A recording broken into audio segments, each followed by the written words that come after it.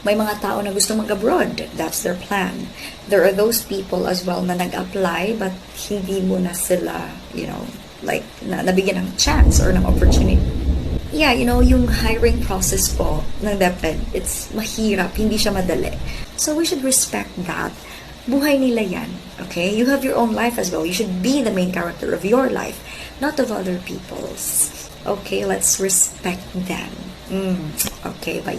Itong tanong na ito, laspag na eh. Kung akala ng ibang tao, DepEd lang talaga yung pathway ng isang education graduate, which is maraming pathways yung pagiging education graduate, hindi lang pagiging teacher sa DepEd. Marami naman, pwede ka naman maging police, pwede ka naman maging sundalo, pwede ka naman maging jail officer, or hindi nila trip mag-DepEd, gusto nilang magturo sa abroad kasi maganda yung offer, maganda yung opportunity sa abroad, and hindi lang niya nililimit yung sarili niya sa DepEd, di ba? So, ayun lang muna guys, mind your own business, and ang importante, stay focused. Maraming salamat, hanggang sa muli. Paalam.